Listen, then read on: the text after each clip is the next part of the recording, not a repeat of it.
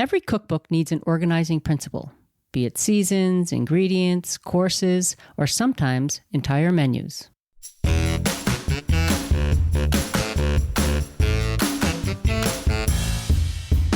Welcome to Everything Cookbooks, the podcast for writers, readers, and cooks. I'm Molly Stevens, and I'm here today with Kate Leahy. Hey, Kate. Hey, Molly. Kate, have you ever thought about writing a whole menu cookbook or a book organized by menus? I had an idea for a menu cookbook, but I guess what always had me pause was, how do you really organize it? It's a lot more work than it looks. I think when you see a menu cookbook, you're like, oh, that's a great idea. But then when you think of, okay, well, how do I know I have enough vegetables? Or what if I don't really have a great idea for this particular main course? And then usually you would have to have, the dishes themselves would have to have higher yields. They've got to feed like 10 to 12 people. They can't just feed maybe 4 to 6. So then you got to factor that into, it sounds like it could be more expensive to make this kind of book. So I think I had an idea, but not enough for me. And also, frankly, I don't entertain as much. I usually am at somebody else where I'm bringing a dish. So that's another thing. Yeah. That's a good point, because a menu cookbook, I think, implies entertaining, right? I mean, if you're doing sort of everyday cooking, do you think in terms of menus? I mean, I suppose you could. That would be an interesting way about it. And yeah, the yields would have to be that. That's something like I even come up against that when I'm writing articles for magazines, because sometimes it's a whole feature and they want a menu, and I'll be writing recipes like, oh, the dessert serves 8. Well, does that mean make 2 cakes so it serves 16 and there's leftovers. And it adds a whole different level of complexity to the project. And it also, the other thing I've thought about with menu cookbooks is if you don't do it right, does it exclude readers? What if someone just is looking for a recipe for your pea soup, but it's tucked into a menu? I don't know. Did you ever think of doing it with All About Dinner? I did think of menus, but it would have been a addendum, like these are menus you can build, which is a way I think a lot of books work around it, is that there'll be another organizing principle, and then in the back it's, here are some menus. But it'd be interesting to catalog, like I just thinking, looking at my cookbook library. And I mean, there are certainly some great menu cookbooks, but there are fewer of them. Yes. I can picture, Sunday Suppers at Luke is a classic in our family. And then, of course, Japanese Cafe have their menu cookbooks. But you're right. I mean, until recently, I hadn't seen one in a while. Well, we've got a really good one that we're going to talk about today. Today's guest, Amy Thielen, is joining us from her home in northern Minnesota, where she was born and raised. And she has a new cookbook out called Company, The Radically Casual Art of Cooking for Others. And it is a menu book through and through. Amy has been described in her bio as a champion of gastro-chic, grandma-style Midwestern home cooking. She's written 2 cookbooks, this one and an earlier one, a memoir, countless magazine, newspaper features. She had a Food Network TV show. And we are super excited that she's here to talk to us today. Amy, welcome to Everything Cookbooks. Thank you so much for having me. I'm so excited to be here. Congratulations on your new cookbook, Company. Thank you. It's gorgeous. This is your second cookbook, and it's been about 10 years since your first cookbook. And so I guess right off the top is, what was the drive, the inspiration to write a second cookbook? Right, because we know that in between this book and your first cookbook, you wrote a memoir. That's a completely different kind of project. So just tell us, why did you think right now was the time to return to cookbooks? I wrote a memoir because, it was a 2-book deal when I sold my cookbook. And so that was kind of like suggested to me, or it was kind of baked in. It wasn't like I even pitched it that way. It was just like a cookbook, the new Midwestern table. I pitched that, and then that's what came of it. And that surprised me, and it was amazing. So yes, that, the memoir process is it's totally different. And I immersed myself into it and wanted to write, I guess I was thinking of it as kind of like a literary memoir project. And I think it turned out that way. And so it was deep, and I went deep into myself. And I was, by the end of it, ready to get out of myself a little bit. Mm-hmm. And so returning to the cookbook format was something I welcomed and wanted to do. So this book has been percolating. Yeah. And the idea, well, we're going to talk about the theme of the book, company. Mm-hmm. Was it, I think another cookbook I'm going to return to cookbook, and what should it be about? Or was it, I want to do a book about these big gatherings? Well, what happened was that, my first book was really like an anthology almost of Midwestern food. Because it launched with the TV show at the same time, then it became even more like I was kind of a character, or I was more front than I had originally intended. And so then I was like, well, what do I do? My agent really wanted me to get a proposal in, and I said, as a joke in an email, well, I waste so much time cooking and having dinner parties, right? And at the time I was kind of thinking, well, some of this stuff that I'm making, this isn't going to go in a cookbook. Like, this is just what I do on my days off. This is just, these menus. I serve things very casually. It's a buffet style. My friends come over. I'm always still cooking. I'm experimenting on them. But then it was kind of like, write what you're doing. And so that's how this book came about. And I just started recording everything that, because we usually have like a Friday dinner party or a Saturday. I live in the country. I live way up in northern Minnesota. And, when you want to see people, you don't go out to a public place. It's usually like, house to house to house, Right. come to my house, come to my house. And so we always have people. We have, at least once a week, I would say, just to, ward off loneliness and disconnection, because we are isolated in a sense. Right. Geographically. Yeah. Right. And there aren't restaurants. It's not like you could meet at the corner bistro.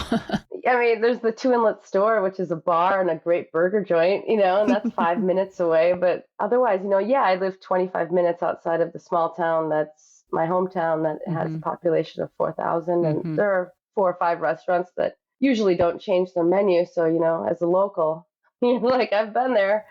Right. Yeah. And in the 10 years since I guess from the cookbook to the memoir to this book, we really want to talk about the writing, because the book is such a triumph from a writer's perspective. I mean, I keep these notebooks where when I'm reading, and, no matter what I'm reading, I'll write down turns of phrases, things that stick. And just reading your book, there's just the language is so rich and vivid. And I mean, it's funny. It's unique. It's all these. It's funny. No, it is. Oh gosh, the humor is wonderful. Yeah, the humor is wonderful in it. And so I really just want to talk about your writing process and your writing practice. I mean, because it's not easy to do. It has this effortless quality when you read it. Great. But we all know as writers, it's not easy to do. Thank you so much for saying that. I love writing. I like the challenge of making a compact sentence, even though I often go really long.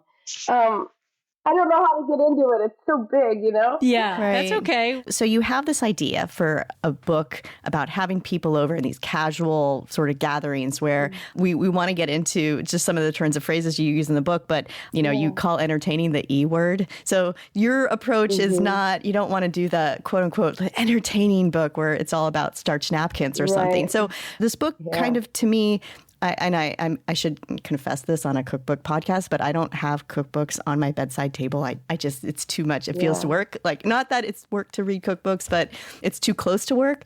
But this book is one I could definitely read, because I feel like I'm sort of in there with you and I'm reading these stories, and there's memoir-esque aspects in the book that you're pulling from your life, but you just make it feel like I'm just hanging out in your kitchen. It just comes across very easily, but I know it's not like that. So was that always your intention? What was the original proposal like? And what was the result? Yeah. Yeah, so I went through a lot during the process of the book, and it changed a lot. Every single book, I feel, has a separate voice, Like, there was a voice that I used for the first cookbook, and then the memoir was a slightly different voice, and this voice is slightly different too. And it is really personal and intimate. And I call this my crabby grandma voice. Because feisty crabby grandma. It is feisty and it's kind of bossy at points. And I think that I'm channeling a little bit of like my mom and my grandmother because they're just like, don't do that, don't do this, And I want to save people from failure a little bit or making the same mistakes I've already made. You know what I mean? But I went through like a lot of like personal growth during writing this. And a lot of it had to do with confronting persona. There's this as a cookbook author, and then I was on TV briefly, and that was like 10 years ago. And then the memoir, and it just got very personal. I never really wanted all that attention on myself.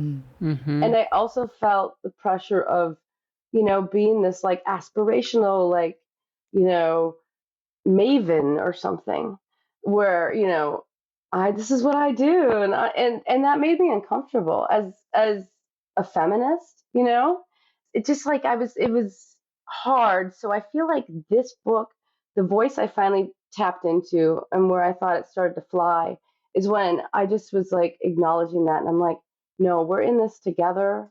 This is my grandmother. This is me. This is my mom. This is how we do things. And the timeline of the book for me is that I'm talking to the reader on that day that you're cooking and having people over and you're in anticipation. And it's those moments in the kitchen that are quiet, those afternoon moments where we're just kind of enjoying like what's going on in the pan, And so once I tapped into that and I realized that like this conversation ends completely once people walk in the door because whatever people want to do and how they entertain and how they, do their music and their lighting, originally I'd had a bunch of that material and I cut it off because I'm like, I don't want this to go past that moment. And I feel like, a lot of it, like, I feel like the turns of phrases and things come out of just constantly reworking what I wanted to say. And I like a crafted sentence. And I also just like to get into the method. I like to write the method of the recipe in a very vivid, demonstrative way, like to describe. I feel like almost that describing how those onions are going to look or how that chicken breast is going to look when you're sautéing it, the skin is better than and more accurate than the eye list or the time or it's a visual for me. Yeah, I was just the egg whites. I forget what it is. The egg whites should be shiny and hold a fat peak that droops over at the top. Right. And it's that type, or the roasted cauliflower that's airy and junky. Yeah. The bits on the pan. Right. Yeah, it's just built into the method. And we talk about this a lot in terms of voice because that whole recipe speak, I think Kate and I talk about, happy robot voice. And there's none of that in happy here. Robot voice. Tell me more. That's those are the chat, the AI written recipes. It's like, this will be the best chicken you can serve your family of picky eaters. With just without a lot of personality in it and without like I get the sense when I'm reading these recipes that you know them so well that you can describe them with such detail that there's just they're uniquely yours. And these descriptors that are in the method, and I mean the head notes are also incredibly rich, but the descriptors, they stick when you read them too. They don't. The problem with Happy Robot Voice is that it doesn't stick because it's like it's like a Teflon. It just, you've read it so many times, it has no meaning anymore. Yes. Whereas when you talk about, oh my God, the spooky velvety depths of the 4 o'clock darkness, I just like, as someone who lives in the North, I was like, I know exactly what that is, Right. And even thinking about just how you're framing this book, that's really smart. Like once you were able to tap into what moment this book was for, it makes sense because I was going to ask you, just the book itself is divided into menus. And because you're assuming that somebody is looking at this menu, you can have notes where you're talking to the reader directly, like, since you're already standing at the stove minding the potatoes. You can do those kinds of things when it's about a completely different recipe. That's for zucchini. That was pretty interesting. How long did it take you to figure that out? Yeah, because that's something you just don't see very often in books. Usually the recipes they're all siloed in a way, even if they're part of a menu. Yeah, I mean, that's, I just wanted to go back to like, I just want to keep talking about that false positivity and that voice for 1 second, because that is what was on my mind, And the thing about being somebody who cooks for others. You have all these dinner parties. It was too easy for me to like think of, it was all, happy. And the thing is that sometimes it's a drag and there are downsides to it. And like, for example, when I was writing about Christmas, there's an introduction, and the introduction to Christmas is very melancholy. Yeah. It's talking about like the bittersweet parts and how like all that holiday baking is this like sweetness, And I was thinking about my grandmother who suffered so much loss. And for a lot of people, some of these holidays are marked by like what's not there or who isn't there. And, I was writing it during the pandemic and people were losing people. And so I just want to say, like, the Christmas intro is a real, like, spoiler alert. You gotta, prepare yourself, because that's part of the holidays too. And part of these occasions is there's a bittersweetness. Yeah. And I just don't think that you can celebrate and you can be all light unless you have that balance, Acknowledge. Like, what does it all mean? What does it mean if there's not that weight of meaning, and value and sadness a little bit? In the Thanksgiving, you talk about the Thanksgiving essay as well. I was really struck by that, the image of your mother looking for the gravy boat, on her hands and knees, and the phones ringing. And you say that, it's so much work to put on a huge holiday meal like that. And if you lose sight of why you're doing it. I love the permission to, like, don't worry about what anybody has for breakfast or lunch, just I know, right? Yeah. And the anti-hero hors d'oeuvre or appetizers. It's similar, the reality. There's a reality to it. Yeah. I know. I was, as I'm thinking about all these menus and holidays and things, and yes, my mother on her hands and knees looking for the gravy boat and nobody's paying attention to her. You don't want to be a martyr. You know what I mean? Right. I just wanted to acknowledge all of that, like, female work of all those years, And I do want to get to, Kate, we're talking about menus and everything. It's like, it was a challenge, though, what you're saying, to do a menu cookbook seems like a good idea, right? Until you actually start doing it, right? Well, yeah, you've got these 4 big chapters that are broken down into, the smaller parties, the holidays, the perennial parties, and then the final chapter, which is just these 2 giant blowout things. And then within each of these chapters, there are these menus. So it's a very complicated, house of cards almost, because everything, or a puzzle, jigsaw puzzle. Right. Because everything fits. You two know this, and cookbook authors know this. Yeah. So why haven't there been, this was my question when I was, first doing the book. Why haven't there been very many menu cookbooks? I like menu cookbooks. I love Alice Waters' menu cookbook. That's my favorite of her books, which are a lot of like Jeremiah Tower menus, and hers too. That it's so beautiful to think, like, to get into that where I'm like, I can feel this dinner. I can feel this. And that's something you don't get from the way that cookbooks are done now. But the reason that there haven't been very many menu cookbooks, we found out, because photos. Now cookbooks, there are so many photos in cookbooks, and this cookbook has a lot of photographs too.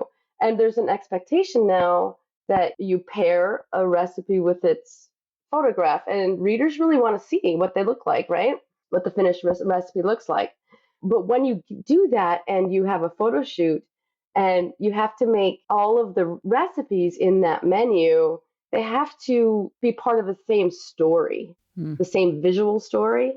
And so during that photo shoot, it was my job, that's me, to say, okay, let's say we have this fried chicken menu. We're going to shoot some of these outside photos. We're also going to be shooting some of these separate dishes, maybe separately in studio more, or in my office. And so I just had to keep that in my head, because they're not movable. Let's say we want to later on move things around and shift the order of things. Well, you really can't. So that got to be a challenge. And then also my editor, I cut like 200 pages from this book. Wow. Really? Yeah, because once we started to do layout, we're like, whoa, this is going to be like 600 pages. Hello. And so we had to find a way to flow in one menu that has like 5 recipes. We had to find a way to do the layout that flowed page to page. Oh. So it was like part of my model for the narrative part and the text was like Nigella Lawson's How to Eat, which has a lot of menus too, right? Yes. And that book there are no photographs in that book. No. So it flows. And I was thinking, oh, we could just do that. And then it's like, but there's photos. So it was a challenge, but I think it works. And my editor, Melanie Tortorelli, and I just think that we're book nerds. And we were so happy when we kind of nailed it. Yeah. So when you cut 200 pages, did you cut a lot of content too? I mean, did you cut full menus and? Yeah, I cut like one full chapter. Wow. Oh. Yeah. Wow. One full chapter of like, I don't know, 4 menus. So that's like 20 recipes just like that. We cut lots and lots of writing. And that's partly why it took such a long time. There were a lot of delays with this book for various boring reasons. Right. Molly and I read the acknowledgments, and we always like to do that because you get the sneak peek on, how the book was made. And just reading through the lines, it sounded like, wow, it felt like this took a long time for various reasons. So when you decided to do this book, this is around 2016, 2017, and then it's out now. One of the questions Molly and I wanted to ask was, like, how did you decide which recipes to put in the menus? Like, did you have ideas for menus and then you put ideas for recipes, or did sometimes the recipe came first and the menu came after? Tell us just about how you put these menus together. I mean, really, it was born out of real life dinner parties and things I make. I mean, these are menus that I do, and I would swap different things based on the season or availability or what I had in the summer, winter months. In the warm months, I have a garden. I have a large garden. And so my cooking is really based on what surpluses are there. But yeah, this is what I was doing to like blow off steam, It's like cook for people. And so do you write down, like if you have a party, do you write down what you served? And I write on index cards. It's a mess. It's a mess. No, I'm more asking for myself than the listeners, because I have various, I sometimes put it in a notebook. I sometimes put it on scraps of paper. Every now and then I'll find, it's like, oh, there's that menu stuck in a cookbook that I used as an inspiration. But here. I'm showing you, like, I opened a drawer right next to me and showed you, like, piles. You and Molly are, yes. Index cards. Listener, we're showing piles of backs of envelopes. Yeah.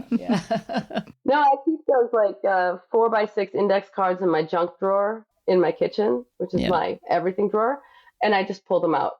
And in the morning, have my coffee. I sketch out what am I going to make for this Friday night dinner. So I was keeping track of those, until it got to be like really hectic. And then I had to throw some of those away because it was just too much. And then I write on them and, start the recipes there and then transfer them to the computer. But it really just was also composing a menu is an interesting thing for me, I think, as a cook.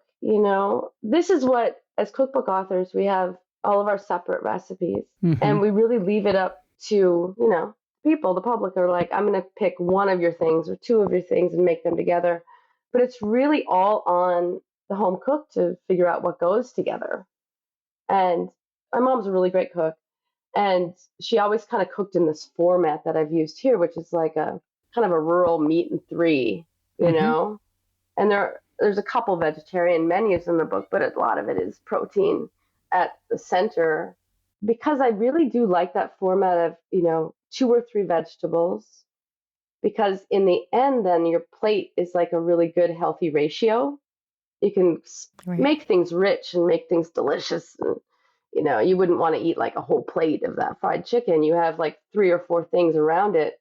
So everybody comes away with, this is like a healthy thing to eat now. You know what I mean?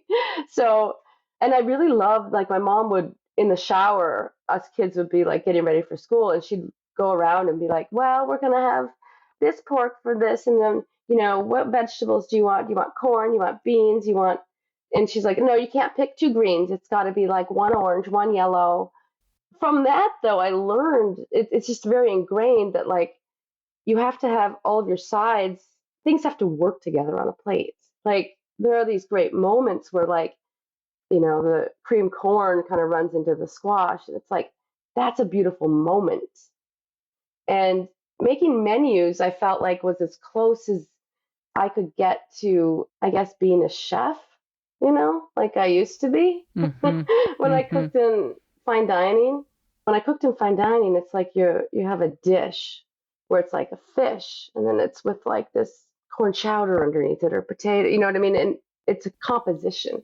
Yeah, you talk about the contours of a meal. Yes. That's so interesting because it does remind me, I think one of the things I found hard as a young cook was figuring out how a complete meal went together. Say I was working on the line and you would get really good at, say, cooking a piece of fish or making a great salad, but you weren't so good at picking the components that came together. And I feel like that's like the next level. That's like the more advanced. Whereas home cooks, like people like my mom or grandmother, they already naturally knew because of their experience. So it's kind of interesting. Sometimes I think professional chefs have to come at it after the fact. For you, it's all sort of built in. It's like coming full circle.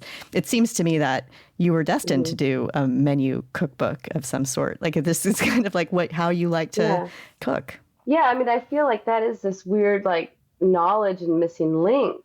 Right. And for me, it really did kind of come full circle from like being a pro to now I'm a civilian and I write about home cooking and that's what I do.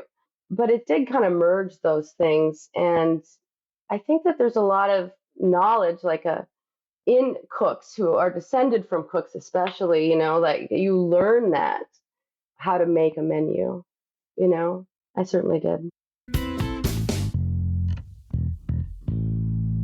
You love everything cookbooks, right? And we love making it for you. Here's your chance to help us keep it going. Go to everythingcookbooks.com/support. There you'll find links to all our new great merch, including t-shirts, sweatshirts, even a hat, and our bookstore where we earn commission on every book you buy. You can also leave us a review wherever you listen to the show. Again, that's everythingcookbooks.com/support to find all the ways to show us the love. And thanks for listening.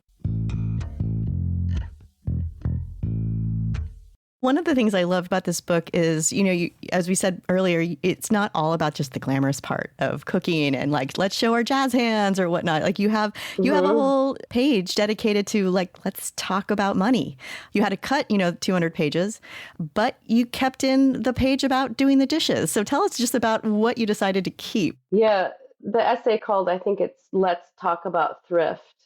Because the thing is that it's just not sustainable to suggest that somebody can just be cooking for people all the time, unless you have endless resources, which most of us don't, It is expensive.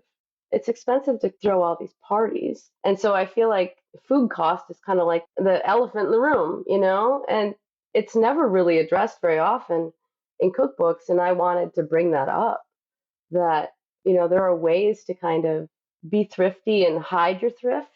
I have always wanted to be on The Price is Right. That's like my fantasy. Because I am cheap. I'm always watching those prices at the grocery store. I'm like, I could do really well on that show. For many years, when we moved back here from New York City, it was like the financial crash, right? And all of a sudden, we had gone from like, making it to not. And I bought a pig from an Amish farmer and got a deep freezer from somebody and cleaned it out and butchered it and stocked it. But then I always felt rich because I had that cheap pig that was like $1 a pound in that free freezer on the porch, and I could have people over. So no matter how broke I felt at the time, I had like these resources, I had sandbagged myself. I'd gone to the Asian markets and bought huge, bulk beans and rice. You talk about those staples, your food bunker basics. And I think you have a line that you say that half of cooking is shopping, 1/4 is proper ingredients, and the rest is recipes. But it's an interesting balance, Amy, in that it's not an entertaining book. You don't think so? Yeah. Well, no, I mean, you say, because it doesn't talk about, it's a menu book about cooking for groups of 8 to 10, 10 to 12, large groups. 6 to 8 too. Right? Yeah, there's some 6 to 8, but there's not a lot of that language about the gracious hospitality and all of that. It's really about how to compose a menu, how to thriftily put together a meal for other people. There's a real sense of mission in the writing, in that it's almost this call to action to get people into their kitchens. You say at heart, every kitchen wants to be working, and you talk about, repurposing leftovers, and that you said it's not aspirational, and I agree with you, but there's inspiration, but there's also like hardcore, hyper practical detail. Thanks. Yeah. But yet you're not saying go buy a pig for $1 a pound and telling us how to break it down either. Right. So it's like this. That's the next. Is that the next book? Yeah. But I guess it begs the question of who you're writing for and what types of cooks. And being in northern Minnesota, obviously you're writing for people beyond your community. Yeah, I am. I'm writing for the people who have responded to me really over the years. I'm hearing them. And I one thing I do know is that a lot of people who write to me or follow me, they're very good cooks. There's a lot of very good cooks who are in my community and I get feedback from. And so I wanted to presume that, for one thing. The other people are people who are very new. So it was important for me to have that the book had a range, that it could speak and serve both sides of that spectrum of skill and experience. But the equipment section and the ingredient section are very long. But I love it because you have thoughts. That's what you say in the book. I have thoughts, so you're going to share them. Yeah. Because I didn't do that in the first book at all. I really didn't have those sections. And those sections are often in a cookbook kind of throwaway, or they're a little voicey. But my editor, she was like, all right, you're making a case to include all this. Because also, haven't you noticed, like in recent years, the trend is to say the equipments are, things like, you don't really need much. All we need is a pan and, you don't need it. And I'm like, actually, you need a lot of stuff. Yeah. And I have so much stuff and I would give it away. I would get rid of some of this stuff if I could, but I can't. You don't have to buy it all new. Buy it from the thrift store. Buy it from, secondhand. Right. But if you're cooking for groups, you need big pans. Let's be honest. I see people kind of struggling with their tiny cutting boards and, little pans. And I'm like, that's just not going to work. You're going to blame yourself for the not success of that recipe when it's just that you needed something bigger. Mm-hmm. So true. You mentioned your editor. How did you work with Melanie? What was your process like? Yeah, I submitted half to make sure I'm on the right track. And I have to say it was a pretty rough draft.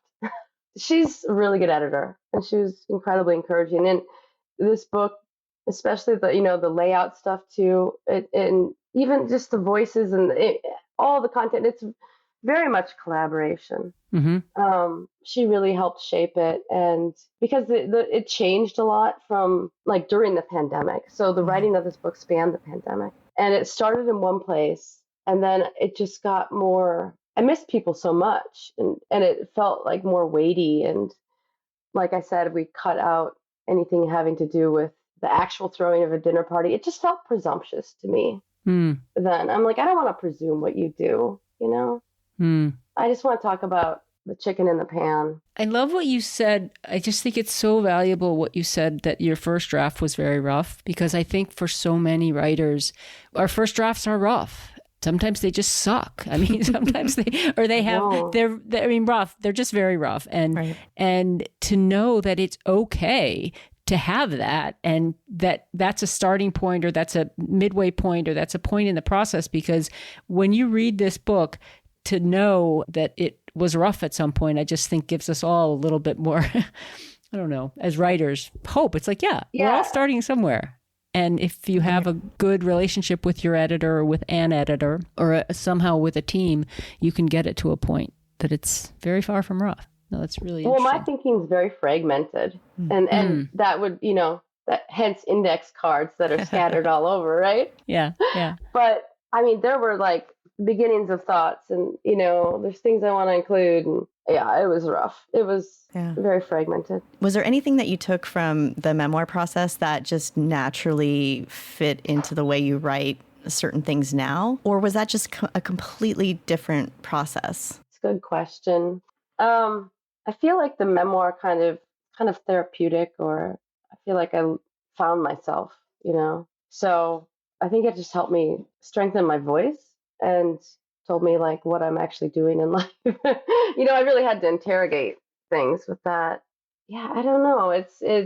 I just became more comfortable like in that internal space in my head. Mm. And I think that it gave me a little bit more courage to talk about the process of things and that my real thoughts that sometimes aren't, that kind of happy homemaker sort of a positivity.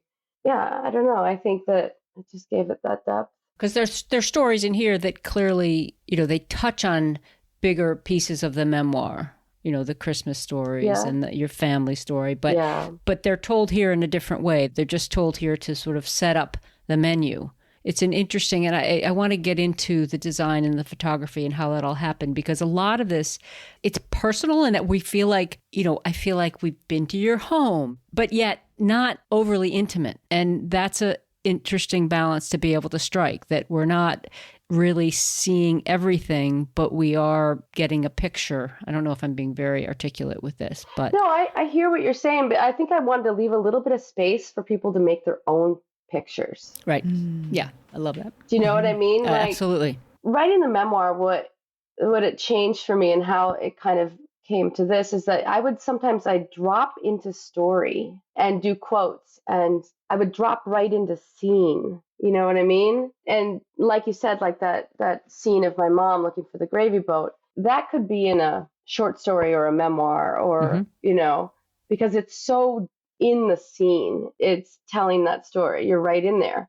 But yes, I would pull back a lot of times to, it's to fill in your own thing in your own imagination. That reminded me of how I would read as a child. I was just always filling that in. That's the great thing about books, Right. Because the book's been out for a little while now, and, we're coming into the holidays. And do you have a sense from your readers, your followers, how they're using the book? Are people making the home menus? Are they creating their own menus? I don't know about that necessarily. I've seen a lot of people making individual recipes and posting them on the internet. And I love to see that. I love to see how people do that, and how it turns out for them. And I'm very cheered that it's turning out. It looks beautiful. I'm like, gosh, that's gorgeous.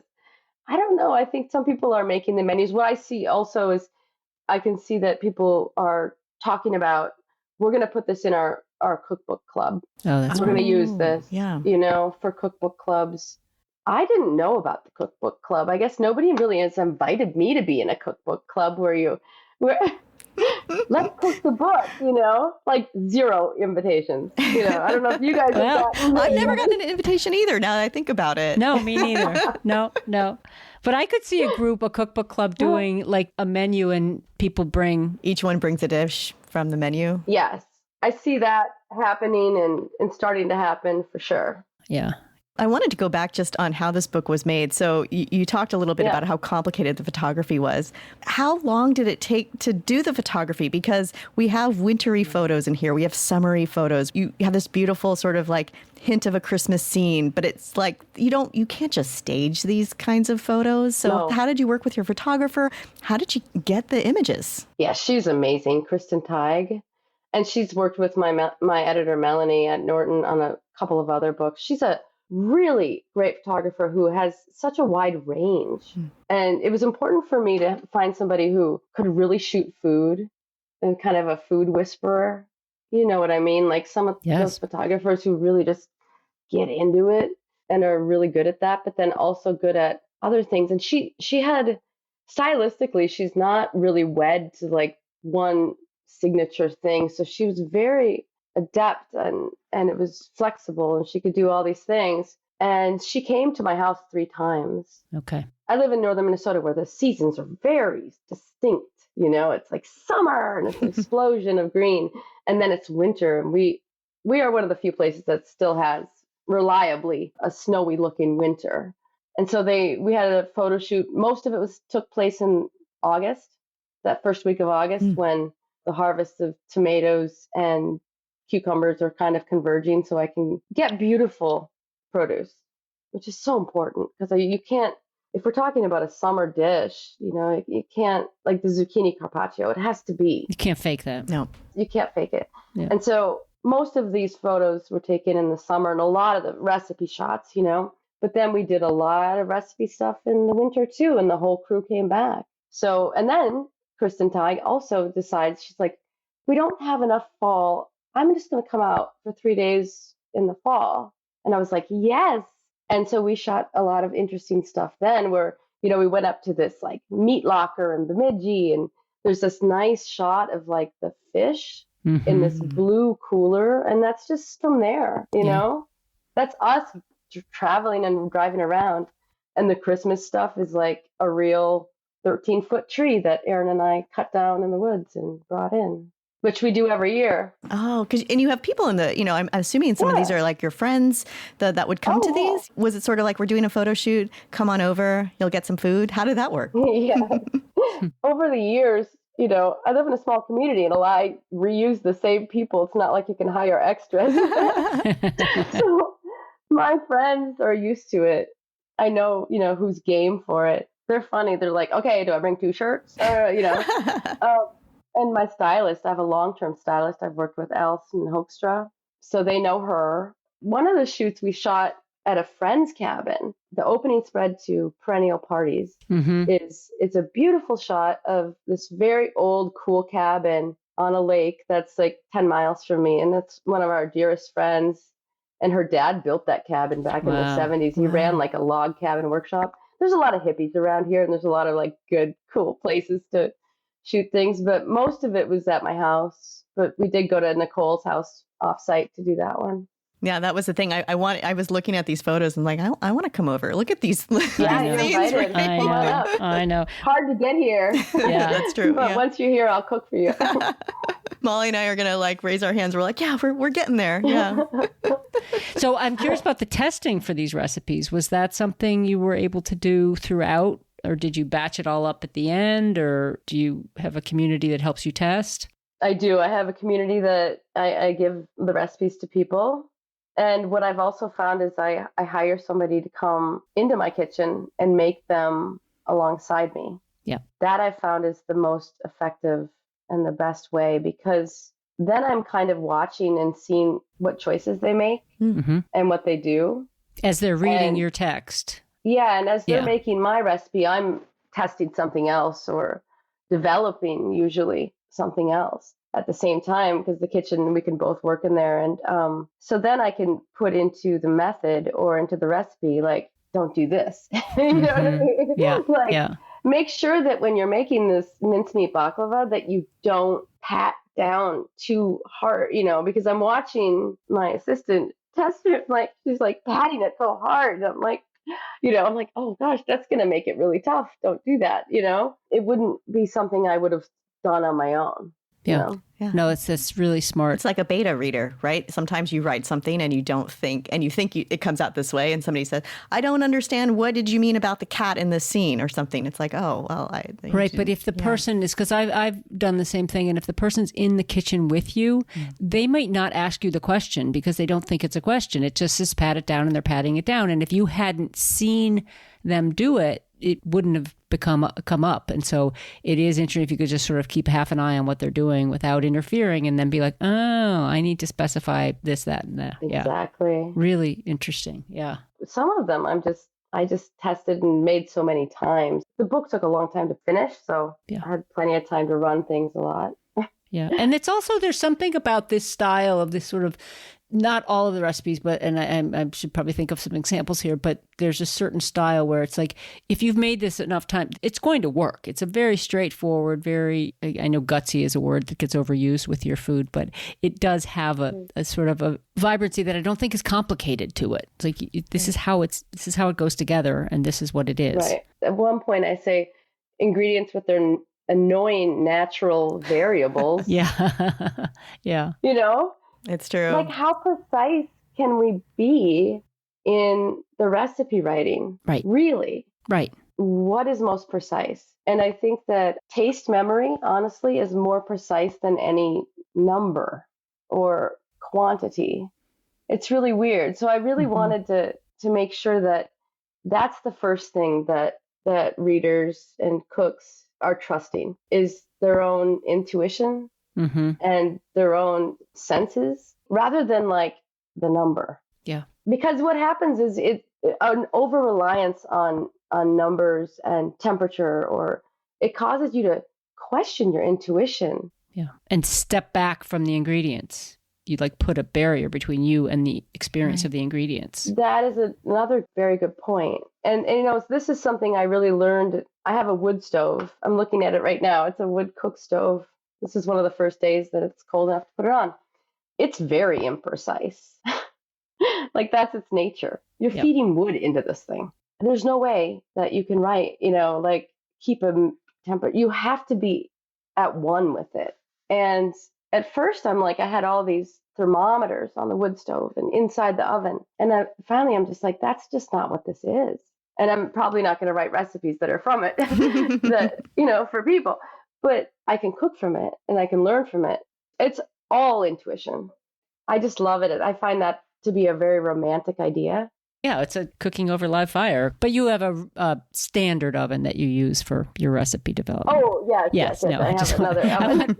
Make sure that people need to know that too. For some reason, I'm thinking about those caramelized carrots that you caramelize them ahead and then you they can be done ahead and then heat it up. I was just planning a holiday menu. I was like, I caramelize them ahead because you can't fit them all in the pan. Yeah, smart. It's brilliant. Yeah, I mean that's my dilemma. You're cooking a Christmas dinner for 8 or 9 people. Right. You can't just have 9 carrots that fit in one layer. Right. So true. Do you have any other writing projects in the works, or do you have anything percolating? Do you think another cookbook is in the works, or after all these years, you just need a little break from them? No, I mean, I'm hesitant a little bit to get into that long deadline. Yeah. Because I feel like sometimes during this process, I didn't meet my deadlines. To be honest, I got really down during really down. And so then I really just I had to question everything. Were you questioning you're doing a book about menus, about having people over, and you're writing it at a time where you can't see anybody? And was it kind of like, what's the point of working on this? I would have had a hard time, I think, wanting to keep writing because we just didn't know what was going to happen next. Yeah, there's that. But I think I just had a midlife crisis, to be honest with you. It was not just the cookbook. It was just I finally looked up. I spent my 20s and 30s in New York City. And then I moved back home and I had a son. And then there was a busy. I was just like, wait, where am I? Really, honestly. And because I can live in my head easily.